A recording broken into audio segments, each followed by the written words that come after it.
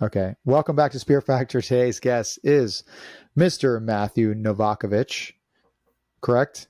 Yep, All right, cool. spot Um, on. from the little teeny state of Rhode Island. And Yep. he's here to talk about his experience in diving and he has a spearfishing company, but where he makes guns, but also to talk about how he kind of got into the sport of spearfishing and just life in general and the joys of being an East Coast diver up in the freezing waters. Um, and so that would be really nice to talk about that as well too, because this morning my wife took the dog out to go to the bathroom and she's like, "I can't believe you get up and surf in this. It's freezing." I'm like, "Well, it could be a lot worse." I was hugging her. I go, "Well, I can tell you guys on the East Coast are going out and it's like ice, Yeah. and we're complaining because it's 48 or 50, but it'll be nicer in the day." But Well, anyways, Matthew, welcome to the show. thanks for having me. Really excited to sit down and talk. Yeah, and thank you for reaching out and you know wanting to chat with me. We had a pretty good chat a couple days ago, but we were starting a little bit like as we always do. What's your background and all of that stuff, but really just jumping into it. What are you doing right now in spearfishing? Like, can you talk a little bit about that? With regarding what my business, or like exactly like the current season, because No, there no, is no. none. Your business and just like where you're at with like spearfishing, your business, your Right. Yeah. goals, of your business, and then, currently, like maybe not right now because it's so cold, but uh, where you're at as far as like, hey, I'm enjoying this currently. I have these goals, whatever, like that. Okay. Yeah. For sure. Yeah. No. So I'm in my 30s, and I unfortunately got into spearfishing way too late in my life, probably in my mid to late 20s. I've been a lifelong lived on the water. I started off in Maryland. That's where I grew up. My dad grew up on the Outer Banks, so I've done a ton of saltwater fishing. Grew up hunting, doing a lot of hunting, deer hunting, turkey hunting, dove, duck. But really never got into the spearfishing game. I tried it once in high school down the Outer Banks in North Carolina. I made myself a little pole spear with some surgical tubing and a dowel rod. Swam out to a wreck that I knew where the wreck was. Dove on it, terrible viz. Knocked the mask off, flooded it. Got scared that a shark was going to eat me, and swam back and said that was terrible. Later on in life, I ended up going to the Merchant Marine Academy because I wanted a life on the water. Now I work at a shipyard building really cool ships. So I've pretty much set myself up for a life on the water. And in my pastime when I'm not at work, I fish a lot with a core group of friends. And one of them, through a friend at work, got into spearfishing. And next thing you know, I heard he was spearfishing and repurposed my surf suit, and off we went spearfishing and never really looked back. And then from there, my dad had a custom woodworking business, where I grew up working for him. Um, doing high end trim work on really really nice fancy houses. So I had a background in woodworking, and I had a garage full of tools. So I started seeing these wooden guns guys had, and I said, "Oh, I could do that." Um, so I started off. I built one gun for myself, completely not intending to ever build one for anyone. I wanted a gun that more suited my hunting style, and the cold, murky water, poking in rocks and holes, and the 90 centimeter rear handle Rob Allen wasn't going to cut it. So I built myself this short little tog pistol, as we refer to it, and because we're hunting to tog, that they hole up in the rocks and it's murky, and you don't really need much to poke around in those holes. So I built one, posted on some Facebook groups, spear gun building Facebook groups, and a guy reached out and wanted a gun. So I started building. I built him one and some dive buddies some guns, and before you knew it, my wife, she's an MBA, she's like, you should probably incorporate the business and make an LLC, for taxes and protection, asset protection. So that's what we did, and next thing you know, I'm always I guess my approach to building guns is I try to take all the lessons learned from the past gun and make the current gun I'm working on the best gun. And because of that, the guns have really come a long way. I've been building guns since 2020, um, and now it's 2023, and I think I built as many guns in 2023 as I did in 2020. I made like 50 or 60 guns last year, and really I'm setting up on a pace to build even more this year. So um, the building process is still a passion for me. I've strayed away from modern power tools. I still use them. It's not by rule I stick with hand tools, but I the current shape I have on my guns, I do a lot of cuttlefish guns. I really build anything anyone asks me. I work with the customer. It's really built to order. Whatever the customer provides me, I would kind of work with that to build them the gun that they want. I built one of the guns that I feel like I've honed the style is the cuttlefish shape.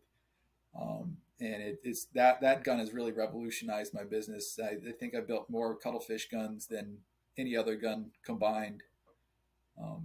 And to get that, I use hand planes and chisels and spoke shaves to get that shape down. You need a CNC machine to get it, and that's really outside of my budget. And I don't really want to play on a computer. I want to go play in my shop with my tools. So a couple things about the cuttlefish you mentioned. What are the benefits of having the cuttlefish design? And when you're talking about shaping things with your hands, how many hours would you say it takes, man hours to make one of your guns? Yeah, so we'll start with the benefits of the cuttlefish shape. So they're wood guns, so they start off with a blank. And if you think about your standard off the shelf wooden guns, JBLs, Rifes, they're solid guns. They're pretty rugged, but they have that square body, right? And when you go to track that through the water, you get a bunch of resistance. It's trying to almost swinging a barn door through the water. What you do with the cuttlefish is I can really, because you shape the way they're shaped, they have a really wide mid body. If so, in profile, if you're looking down at the gun, it has a really wide mid body, which I can make a lot of ballast in there, which helps with recoil. But then at the end, the muzzle and the butt, I can taper it down to um, a really fine shape that will not provide a lot of hydrodynamic resistance. Then if you look at the side profile, it's almost shaped like a knife blade. Everyone jokes about that they look like a sword, and they really cut through the water like a hot knife through butter when you're tracking a fish. So that's like the performance benefit of it is, it really cuts through the water. And you can really add a lot of mid-body mass without sacrificing that drag, which helps with recoil. But then, of course, it's a custom gun, and it really does look custom because the lines on them, I think, are just aesthetically, you can't beat it. Um, so it's really that there is a performance benefit, and I just think they look really good. Also, I kind of noticed with the cuttlefish or just wider body guns, because I have one that looks like a 2x4, I guess. That you get if you get the kick though, but you don't get that flip because Yeah, it doesn't want to rise up as much, more or less back and forth. But how many with you using just your hands though? From personal experience, I know how long, like for me, but I'm not doing fine cuttlefish work. So how long does it take for you to make a gun? how long take to make a gun is that's a hard one. I get asked that one a lot. From end to end, it takes close to I think like 4 to 6 weeks. But a lot of that is and that's from the time someone approaches me, we settle down upon a design, and then I go off and purchase the material because it's a pretty low volume operation I'm running here. I don't have a inventory of parts and wood because honestly, within the last 2 years, the prices have absolutely skyrocketed, especially teak. Teak has gone up and spear shafts have gone through the roof. But the actual shaping process, I've done it so much this time. Like honestly, I can I can shape a gun in probably 45 minutes to the point where it's ready to go sand. From the time I have a clean blank, the blank is all set up, the trigger mechanism and the track I route in with power tools, just basically a router table, and then I have jigs I've developed to really speed that process, which I didn't have at first. And honestly, the cuttlefish shaped gun I built took me probably 8 hours, but I still have that one hanging on the wall. I don't use it anymore because the shape has been refined as I went along. So, but yeah, no, it's the shaping process is probably my favorite because I got all my woodworking tools out, the hand tools, and I can really just get in a groove and go. I think half the battle with that is understanding the laying out the lines and what works, what doesn't work, and really understanding the process. But I had I actually this summer I had an intern, high schooler who actually approached me. He wanted to do an internship, science and technology internship, and he approached a local sporting good manufacturer, which is me. And he asked if he could do his internship, and he wanted to shadow me and potentially build a gun. And I was able to walk him through because I've gotten the process to the point it was actually really enjoyable to sit down, and I don't think I touched the spear gun once. I set him up every day. He would come over, and I'd walk through one of the whatever the tool we were working with, the very basics. He had zero skill. I was able to walk him through tool by tool, and all the credit to him. He was very receptive and listened to what I was saying and just sat down, and whatever operation I told, whether we were routing the track or cutting a mech pocket, he would just sit down and just sit in the corner of the shop and work on that, and I would work on my guns. And by the end of it, he built himself a beautiful gun. I probably couldn't tell it apart from my own guns. So that's really cool. Just followed the process. Yeah. Yeah, that's rare nowadays, I feel like, too. I mean, just to take the bull by the horns and go and knock that out. I mean, wow, credit to him and his parents. Yeah. Oh yeah, 100%. I couldn't have been happier. Other guys have approached me since then. I don't know, when I'm just talking to them, they were more about the instant gratification while he was there for the process. So. Right.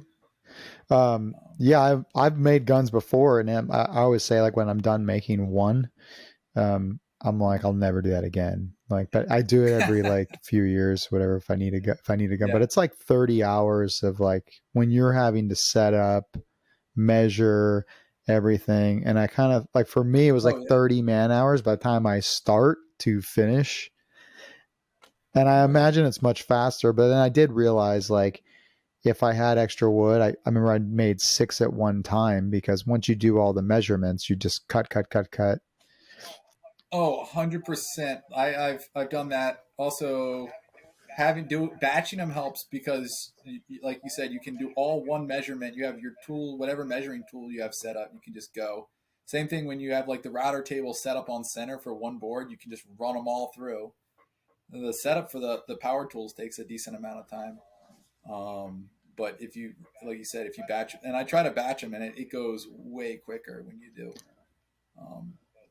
But just really, I made, like, I have in my shop, I have a playbook of just, like, step by step what step I have to do, because there's certain processes, especially with the cuttlefish shape. They have that they have a lot of curves, and if you cut one of the curves before you have drilled all your pins, it's game over.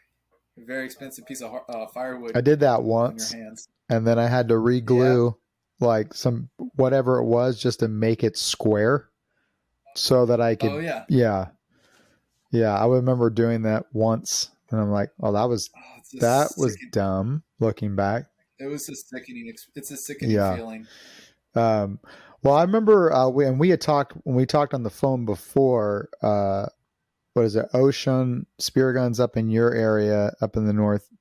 He made a super good tutorial for, like, step by step. It's what is it? How do you pronounce his name again? I think it's Ocean, but A, just Aoshun. yeah, Yeah, he's out on Long Island. Funny thing about him is, you would think in the custom spear gun building business, you would think everyone would be very guarded and of the knowledge there, but almost to a man, I think everyone who I've ever approached is very forthcoming with any information, tips, and tricks.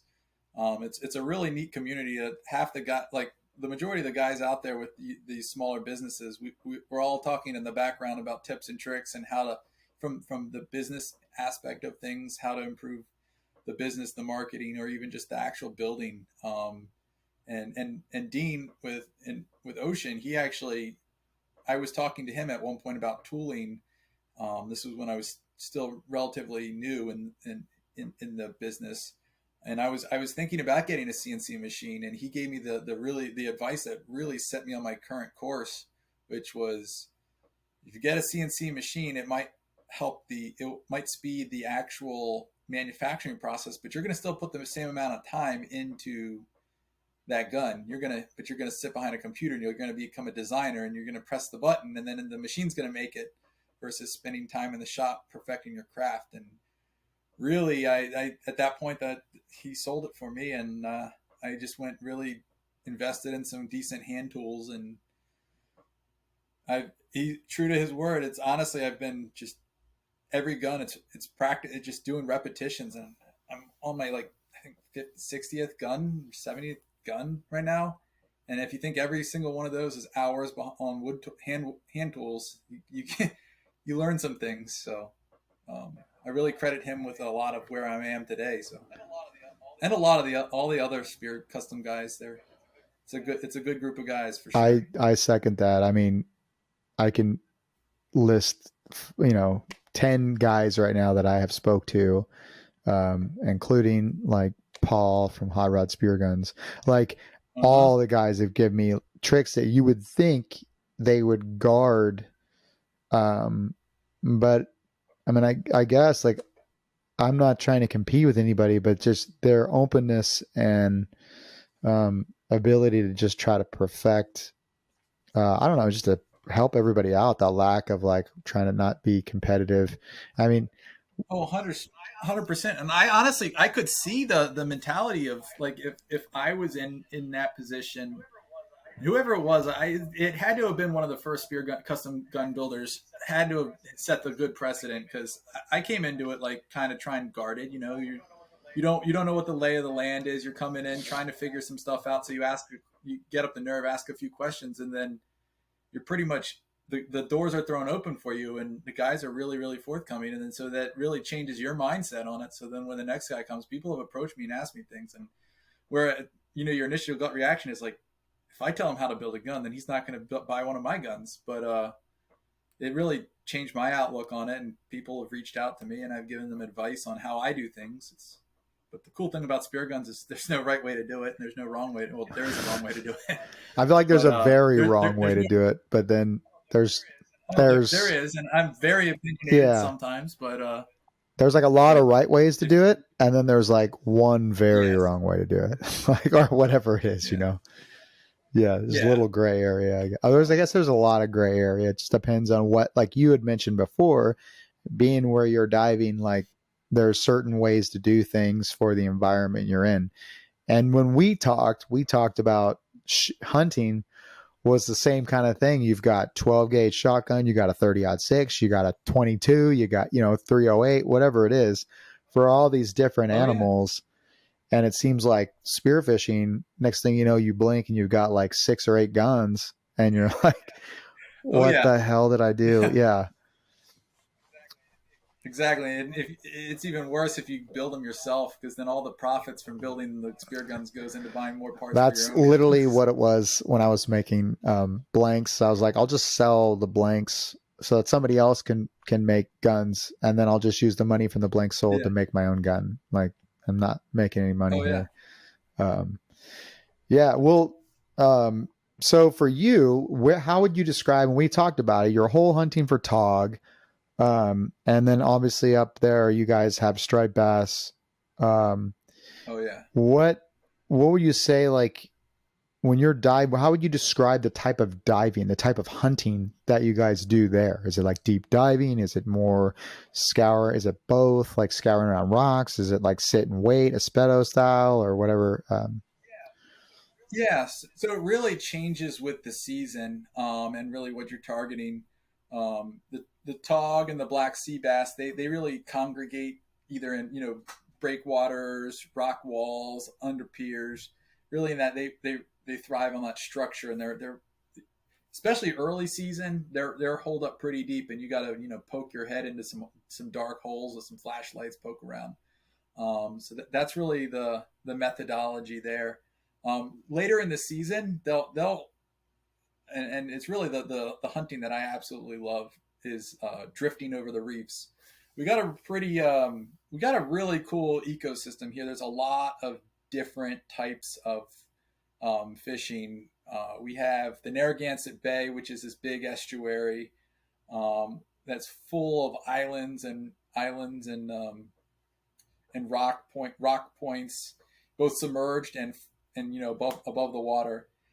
But then we have this big wide South County has this huge open sandy beach. So it's more like I wouldn't have thought of it as a New England type style beach, but it's really just one strip. Actually, wait a second.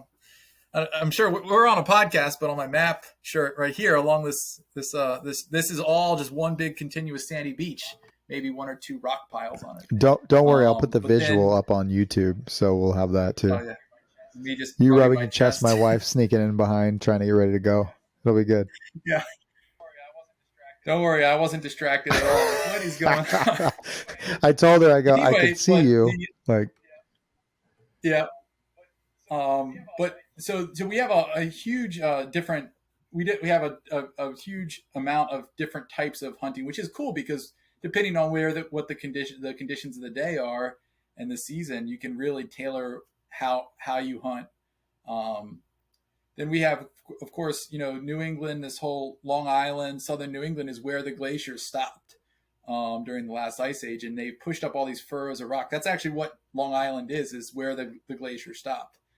And because of that, we have these very pronounced reef systems along South County in Rhode Island that they go from 70, 80 feet of water up to, I don't know, 10, 15 at places in a very short period of time. And we have these pretty strong currents due to the inrush of the tide in and out of Long Island Sound. And pretty much my favorite diving that we do is we drift dive those. So we drift them during the current, the tide swings.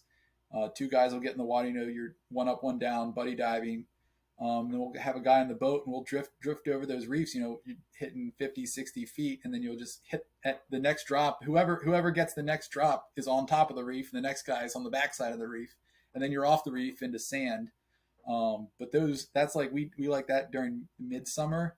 Cause you never know what you're going to find down there. You'll get black sea bass, tautog, scup. And those reefs are also loaded with those striper too, as well. So it's really a mixed bag. And of course we have Block Island, which is, a legendary striped bass fishing, but that's a little bit deeper. It's in the 50 to 70 foot range. Just dropping on big schools of them when they congregate there. So it's really, it all depends. We got a little bit of all the different kinds of diving, and even there's offshore too. If you have money and you just want to make yourself sad and poor. I feel like us Southern Californians understand that well too. With the water, how's the water temperature vary throughout the season, and then like the visibility? Early season, and like really right now it's so clear. In the wintertime it's either super clear or murked up. It's because in the middle of the summer you get a bunch of algae that forms, and it just the visibility gets really green and murky. Right now it is crystal clear, unless a storm comes up and spins things up, but it'll clear up pretty good. So early season we got some pretty decent viz, but it's really variable. depending on the tides and the winds for the previous couple days. Someday we'll get really lucky and have 15 feet of viz, and some days it'll be can't see the end of your gun. But the weird thing about it is it's also very location based, because I've been out hunting and had incredible viz, and I friends right up the beach, like 15, 20 miles up the beach, will be comparing GoPro footage, and they're like, "Where were you?" And I was like, "Wouldn't you like to know?" But so that's as far as viz, it's really grab bag. We don't ever get great viz. 20 feet is a good day in my opinion. Water temps right now, I think it's 42, which is, we've had a really warm winter. It's made surfing really enjoyable. We're not really hunting, and we don't really start hunting until it hits 50. That'll be probably mid-April timeframe. We'll hit 50. That being said, with this warm, it's only 42 right now. This is usually the coldest it'll get. I would think early April we're going to hit 50, and that's when you really start to see the species come alive. And then I think we get up to like the low 70s in the middle of summer, and then back down. The cool thing is, of course, water loses its temperature really slowly, so we'll get even though the temperatures start to drop September, October timeframe, you can dive comfortably well into November, because the water temperature stays up. And I've shot, or a friend of mine has shot a striped bass, like I want to say the Thanksgiving weekend, which is incredible. We never expected to see that guy roll through there, and he comes up with a bass, and he's like, "You're never gonna believe this." It's like, oh. But I think that's one of the cool things about spearfishing, is you really never know what you're gonna find. Yeah, I agree with you. Let's talk a little bit about the offshore addiction. That I say it's addiction. It's like an abusive relationship, I call it. Like, it's an abusive relationship. Oh man.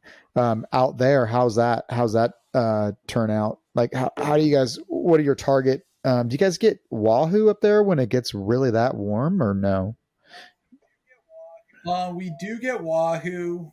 They're very few and far between on the spear up here. I know a couple guys have gotten them, but they do catch them pretty regularly on rod and reel.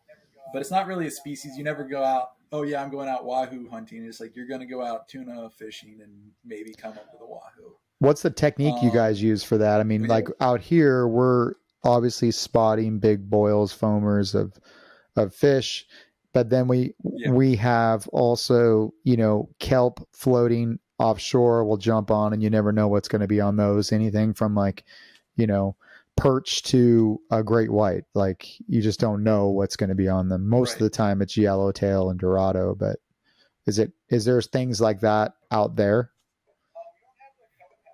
We don't have the kelp patties like you guys do, but we do. I mean, we're really looking for the birds working over boils. But if we do see some, anything floating, from a milk jug to a crate to a old deck that's been washed off someone's house on a hurricane, you never know what's going to be hiding under that.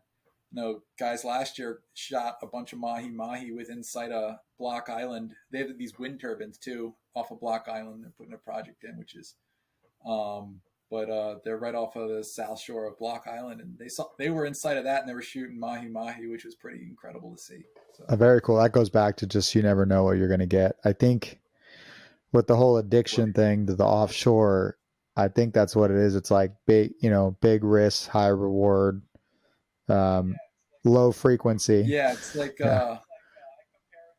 like I compare it to deer hunting and duck hunting. With duck hunting, you're going to see a lot more ducks, and you're going to shoot a lot more ducks, but they're not going to be big and with antlers, and you're not going to have that heart in your mouth feeling.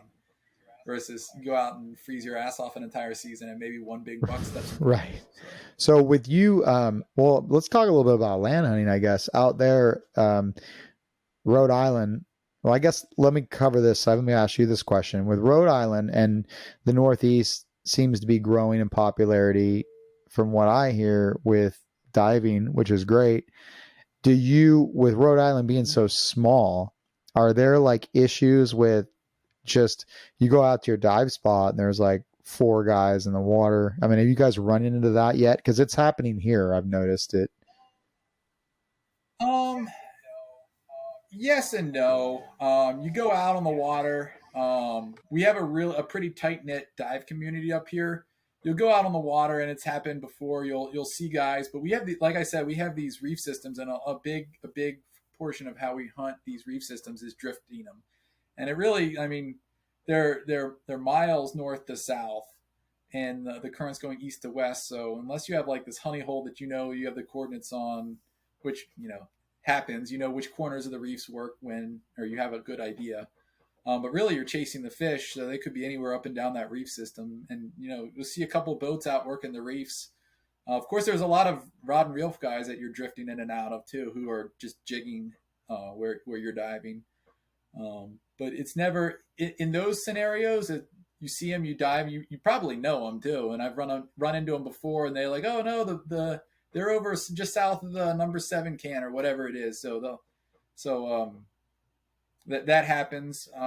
There are a couple spots when your little tog holes or like little jetties or breakwaters that only hold so many divers. You'll be running around, maybe see a guy there, but I'd say that's the exception. Especially if you get out on the water early, which us with families kind of have to do. No, that's a good point. So because I'm in your shoes, how do you're a diver, you're a speargun manufacturer. For all those dads out there and moms that spearfish, do you have any tips on balancing all of this that like work a regular job? I mean, do you have any tips? Yeah, for that. Sacrifice sleep. It's the only thing that is feasible to sacrifice.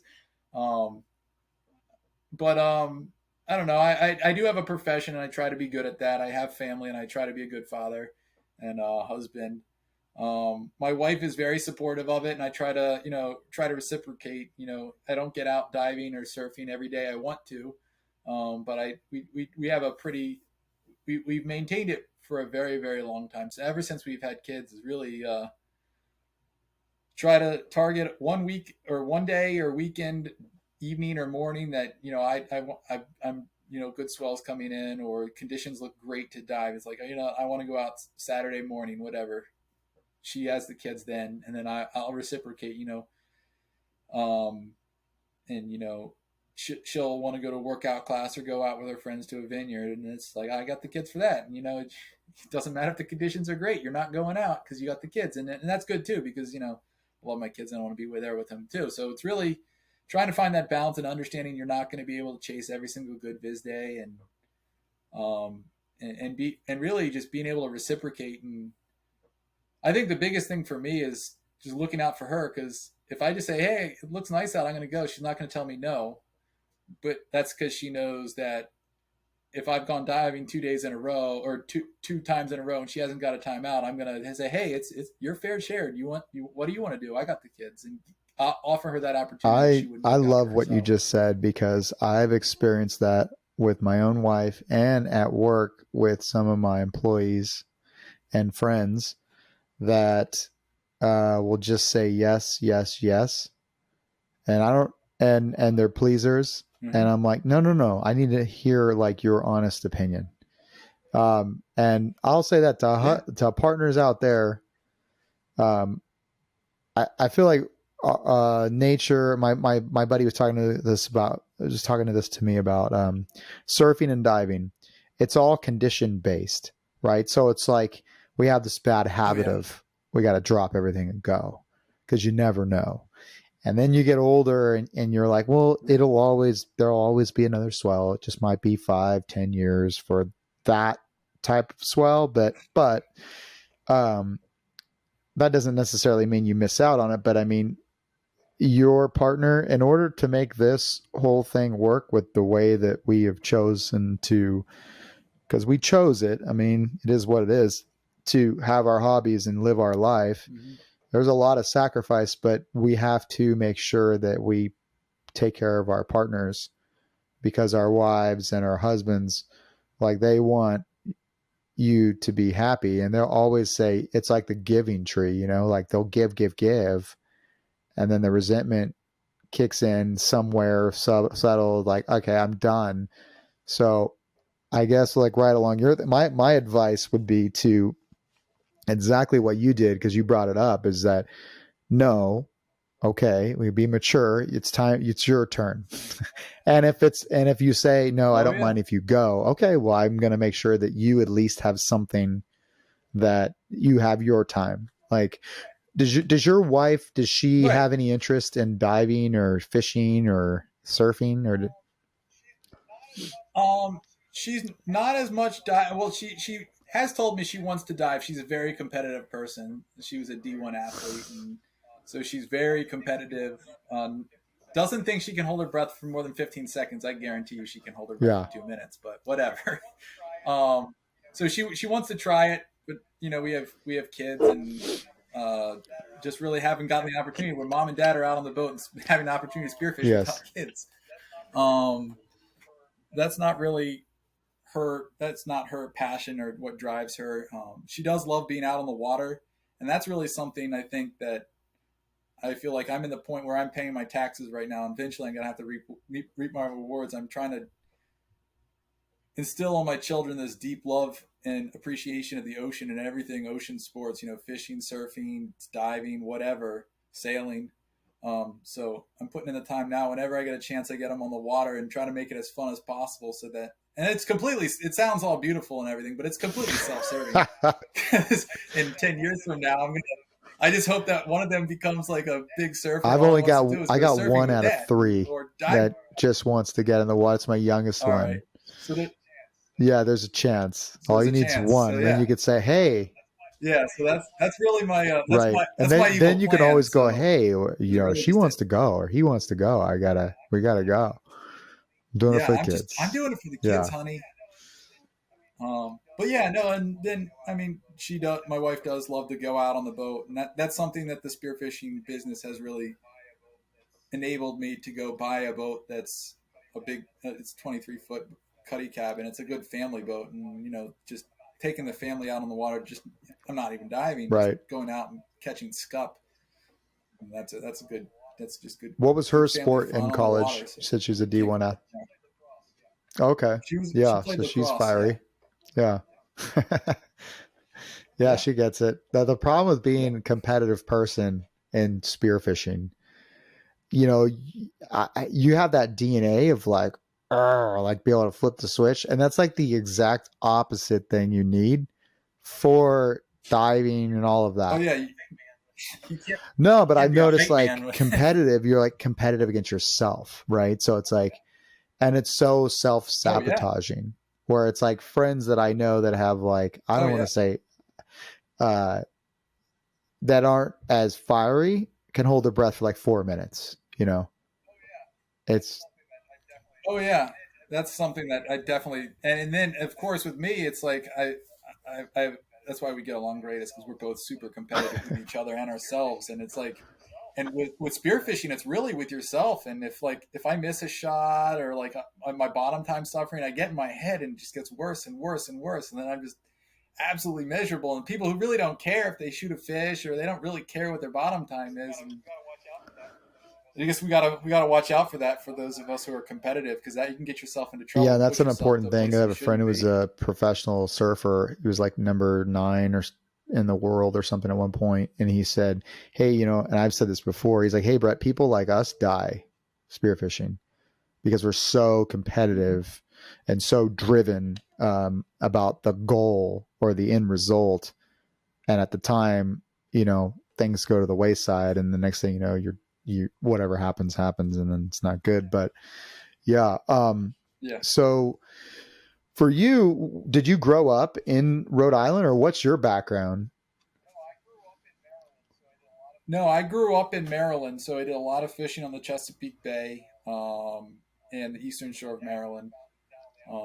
But my dad grew up out down on the Outer Banks, and my grandma, she had a house down there. She lived down there, and we would spend a long time on the Outer Banks fishing, I mean, we would go down in there.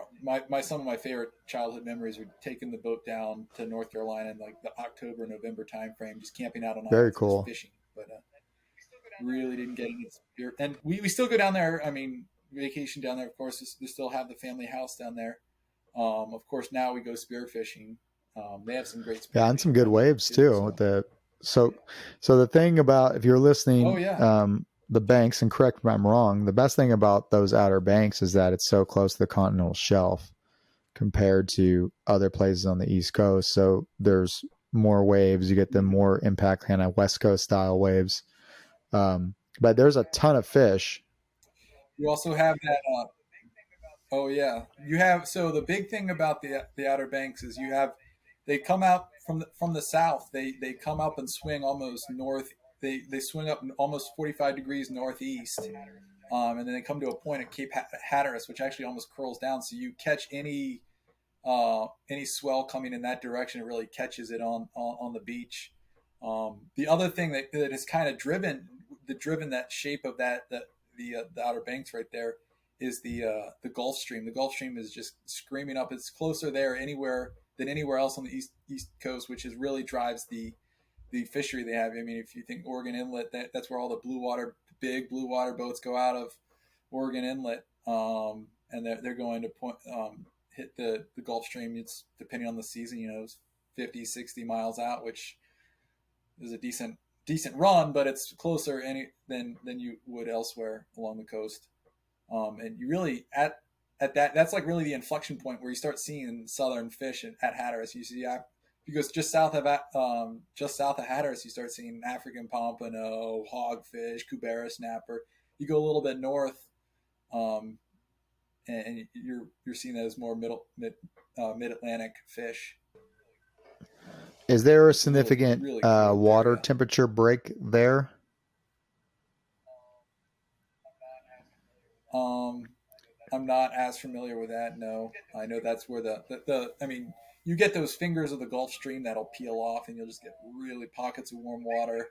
Um, the big thing there is really wind direction too, for especially the coastal water temperatures. I remember at times if you get the wind coming in the right direction, it'll push the Gulf Stream out, and then the Labrador current will push in, and it'll be 95 degrees out, humid as all, and the water's like 50 degrees just because the Labrador current's just pushing up, and just you're miserable on the beach because you're hot, but the water is so cold. But then the wind will blow the right direction, and then before you know it, it'll be Yeah, the bathtub East water. Coast is so fascinating. I mean, I lived out there for a few years, but um, just because of the temperature change, the extreme temperature changes from like 38 degrees to, like you said, 75. Oh And yeah, then the coastline is so much more unique. I mean, it's unique obviously in its own right, but it's just different than anything out here on the West Coast. I mean, the West Coast is completely different, but with the islands, the sand, I mean, the shoals, and then the continental shelf, where you could go out 7 miles and still be in like 60 feet of water, and in some of the oh southern yeah, states there, and then up north is always kind of intriguing to me just because of the rocky coastline in New Hampshire, and then they're getting like, you got your bluefin, your big eye, your all that stuff. It's all there, and it's very seasonal. oh yeah. Um, Very cool. And then now, everyone's talking about on the Cape there, because I go to Cape sometimes for work, where they get Chatham with all the great whites and stuff off there. Yeah. Oh um, yeah. but it's fascinating because you look at Yep. the rocky coastline, and you got to think, man, there's got to be some just really cool reef diving up there. I just, I've actually never done it up there. And I'm Well, that's always curious, like, can you see the viz? Cause it just seems to me, the East Coast just seems like much different type of situation. yeah. Well, that's really that. That's kind of the first thing that drew me into spearfishing.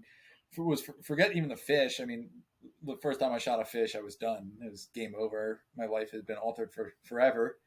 But really, the first time my friend took me diving, and I just, I think it was a rainy day. Yeah, it was a rainy day. It was kind of gray and dreary out. I'm like, we're still going diving in this? Like, he's like, yeah, it doesn't matter. You're going to be underwater. Who cares?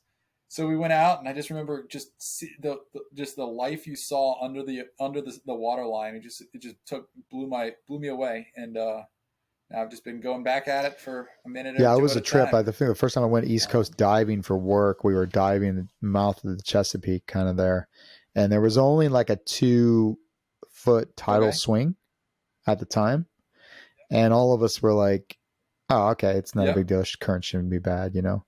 But right. We were like so With the stupid. And volume. this is like, I'm probably 30, I'm like, I'm pretty experienced.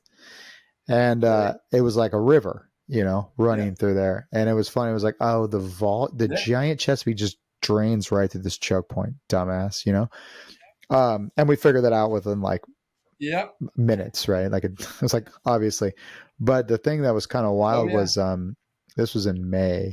It was like 95 degrees. It was a heat wave, and my friend went down. He went down, and then it was Yeah. like someone hit a light switch. He had only been down for like a minute, and it just started pouring, right? And then he came up, and he's coming up, and it's just pouring on him. He's like, "What what just happened?" And we're all from like California, right? So we don't get like, I mean, we've Yeah. lived other places, but still, it was just so funny diving there, and just the variety of how quickly things change there, when, and then all the sandbar sharks. There was a lot of Oh sandbar yeah. sharks when we were in the Chesapeake there, but yeah, it's a unique place up there, especially where you're at, because that coastline is just so specific. I feel like it. Have you gone anywhere north from Rhode Island, like up towards Canada, like New Hampshire, Maine, and gone up there, or? I haven't dove much northern. I dove the North Shore in Massachusetts once. I have not dove Maine. I've done a lot of camping and hiking up in Maine, especially coastal Maine. It's absolutely gorgeous. But I haven't really done much diving up there. Um, I I think it gets colder, even more colder, and the species start getting smaller. Um, I think that Maine, New Hampshire area, it definitely it's a change in the species that you really see. You start seeing cunner and some fish that if you're there and dive, like that's awesome. But I'm where I'm at. If I'm chasing anything, if I'm traveling anywhere to go spearfishing, I'm gonna Warmer want to and go bigger. someplace Yeah, that has better fish than me, warmer and bigger fish than me. I'm yeah. not complaining about No, very my cool. fishery here. So, but yeah, luckily my wife is she's a water woman herself. Is all about ocean. Wherever we go vacationing, there's always water, ocean there. So no matter what, my spear gun comes with me. I think every single family vacation for the last That 4 or 5 helps to years, spear have a gun has come partner with. like that So too. Where have you gone? Have you gone outside the United States, or have you hunted? I haven't gone out of the United States since like with spearfishing. No, unfortunately, in college and right thereafter, I was sailing commercial ships, and I really had an opportunity to dive the world. Completely missed that opportunity because I didn't, of course, didn't spearfish at that point. But since then, my wife and I have traveled inside the U.S. We've gone to Hawaii a couple of times, got to dive out there, which is absolutely one of the coolest things ever. Um, Spent a couple of days on the water diving in Hawaii. And Down when in we Florida a talked bunch. last too, So you said you were going down to Florida to do some hunting. Is that something that you do pretty regularly? Do you have it dialed in down there? Do you have like contacts or? no, I tried to. I was trying to something this year. I was trying to get wahoo hunting. Like we said, it's a sickness or an addiction or self mutilation, whatever you want to call it. Chasing the pelagics. I've been after a wahoo for 2 years now, and I really have yet to connect. And really, I was talking to this guy. He was a sponsor of our local spearfishing club, Tri-State Skin Divers. And he's a guide down there. I had set this. I was talking to him about wahoo. I'm like, when is the time to come down for wahoo? He's like mid-February. I'm like, oh, that's perfect. It'll be like a midway through the winter, escape the north,